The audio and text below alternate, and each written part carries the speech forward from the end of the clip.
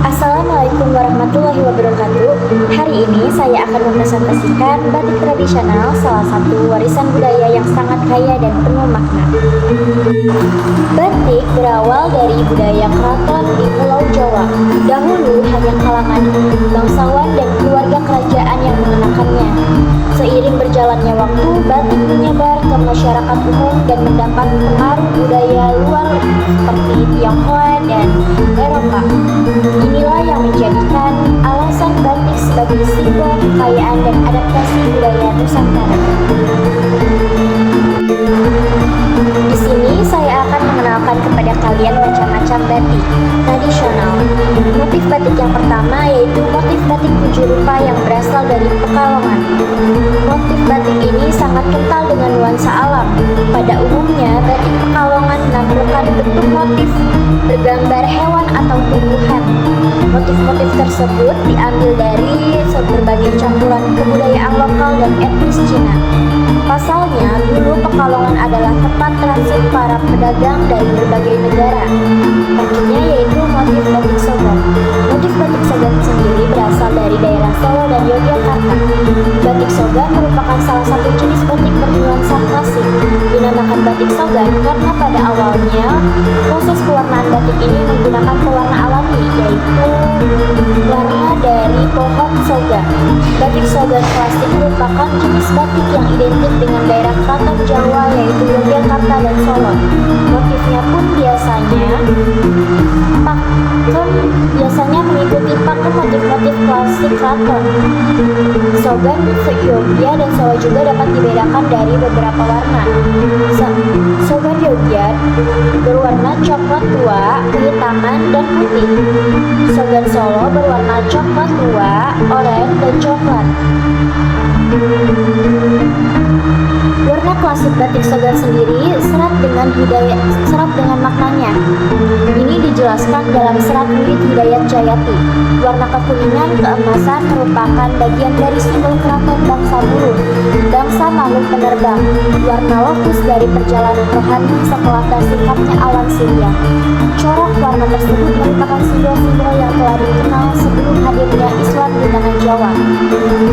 Dan dalam perkembangannya kemudian diolah kembali oleh para wali songo. Selanjutnya ada motif batik gentongan. Batik tulis Madura memiliki karakter kuat, dicirikan secara bebas tanpa menggunakan pola dengan warna yang berani, yaitu merah, kuning, dan hijau muda. Ada setidaknya 1000 motif batik Madura, satu di antaranya yang sangat populer adalah motif gentongan.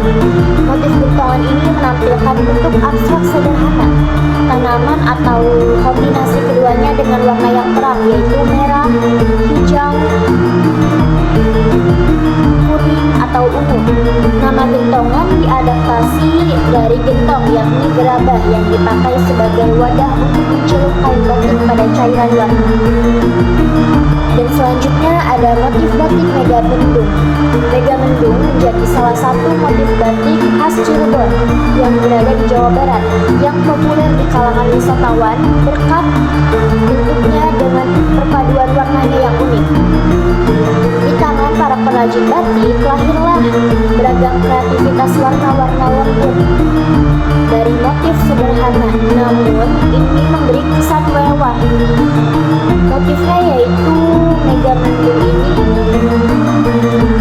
Motif Megamendung di langit mega yang berwarna cerah. Inilah yang membuat batik Megamendung sangat cocok dipakai orang tua maupun anak muda, baik perempuan maupun laki-laki. Selanjutnya ada motif batik keraton. Motif batik keraton ini berasal dari kebudayaan Jawa Barat yang kental dengan sistem kekeratonan dan kesultanannya. Batik keraton ini berasal dari Yogyakarta. Batik keraton melambangkan kearifan, kebijaksanaan, dan juga karisma raja-raja Jawa. Dulunya batik keraton ini hanya boleh dipakai warga-warga keraton saja, namun sekarang sudah umum dipakai siapa saja. Ciri motif batik keraton adalah motif bunga yang simetris atau sayap burung yang dikenal sebagai motif satwa liar. Motif ini biasa dibilang paling banyak dipakai baik oleh orang Indonesia maupun orang luar negeri. Dan selanjutnya ada motif piring sedapur yang berasal dari Magetan. Batik ini merupakan batik khas daerah Magetan yang berasal dari sebuah desa di lereng Gunung Lawu yang syarat dengan pohon bambu, tepatnya di Dusun Papringan, Desa Sidomukti, Kecamatan Pelausan. Pring dalam bahasa Jawa adalah bambu.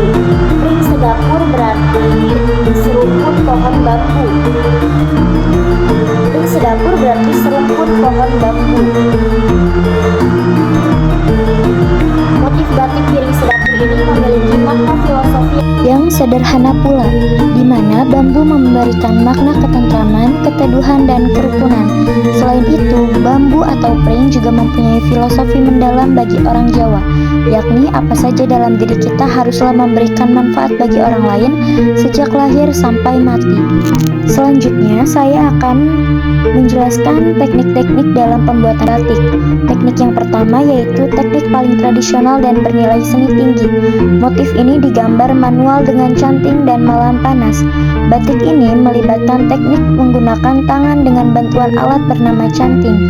Kemudian batik tulis juga memerlukan malam agar dapat membentuk corak-corak tertentu saat diaplikasikan di atas kain. Yang kedua yaitu teknik batik cap.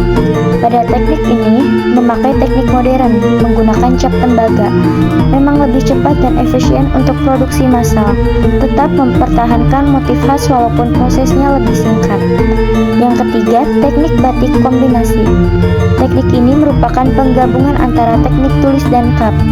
Motif dasar di kap kemudian ditambah detail manual untuk estetika efisien dan tetap artistik.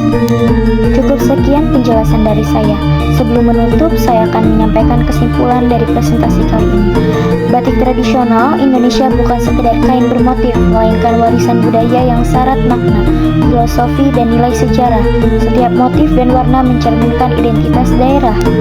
Batik juga bukan hanya kain, tapi warisan budaya yang penuh makna. Setiap motif mencerminkan identitas daerah. Oleh karena itu, mari kita lestarikan batik sebagai jati diri bangsa Indonesia. Terima kasih atas perhatiannya. Semoga presentasi ini menambah kecintaan kita terhadap budaya Indonesia. Salam budaya. Assalamualaikum warahmatullahi wabarakatuh.